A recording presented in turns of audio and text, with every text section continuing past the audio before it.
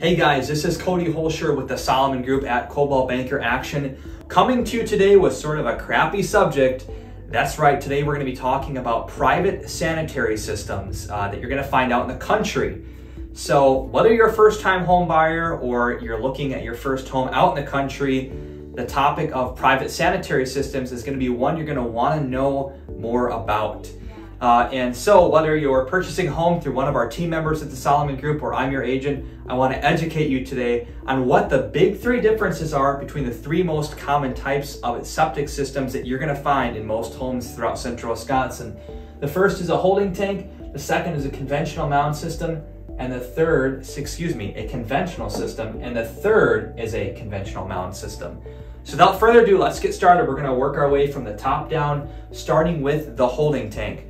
The holding tank you do see quite a bit. They're very common. And really the three things to know about the holding tank are that they're the easiest to install, they're the cheapest to install, however, they require pumping the most often.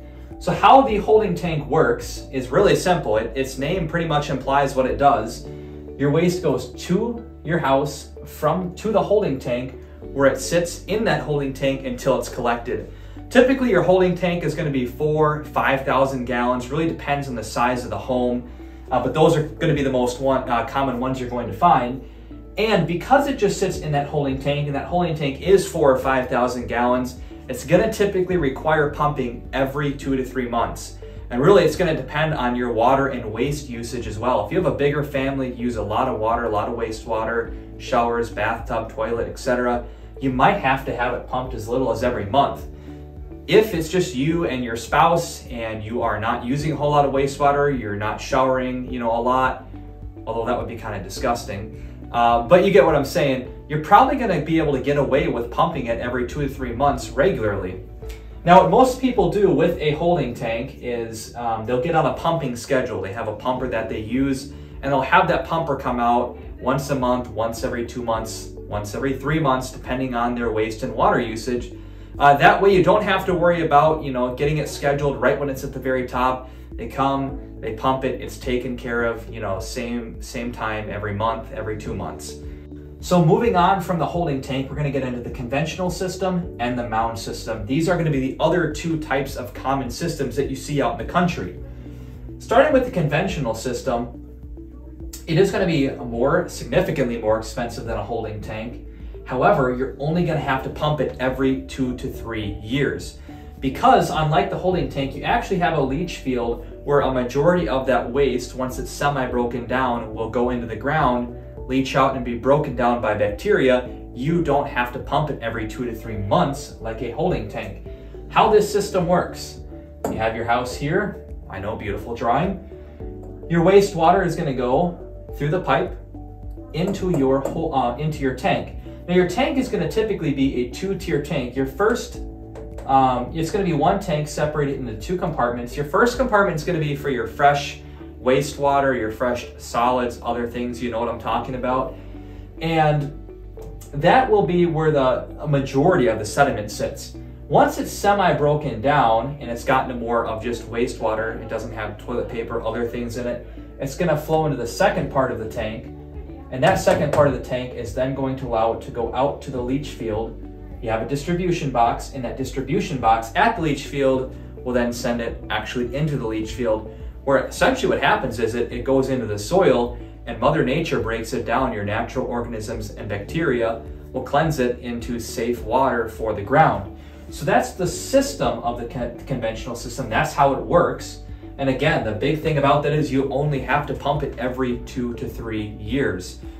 And really that's going to depend, by the way, on what municipality, what county you're in. Marathon County as a whole requires that you pump every 3 years at a minimum. However, if you have a large family and you use a lot of water, you have a lot of waste, a lot of toilet flushing, you might be looking at having to do it every 2 years.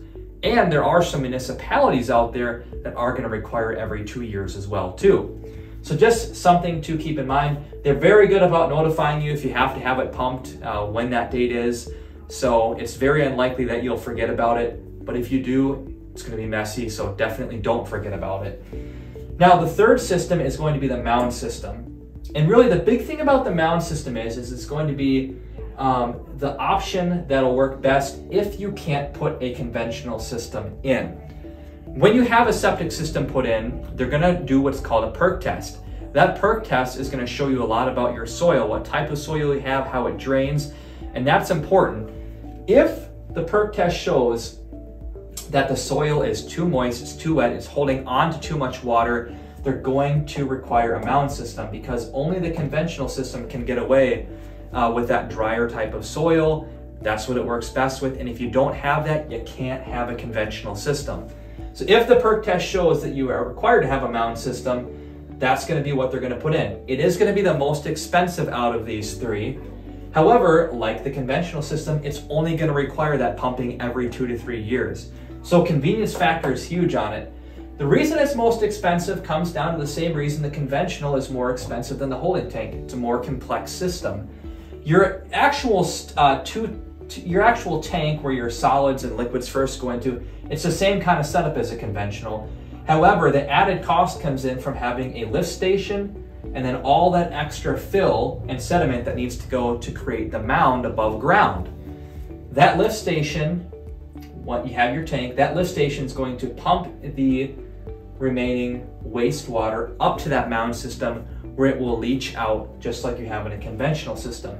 But again, the extra complexity on the back end of things is where you see that added cost.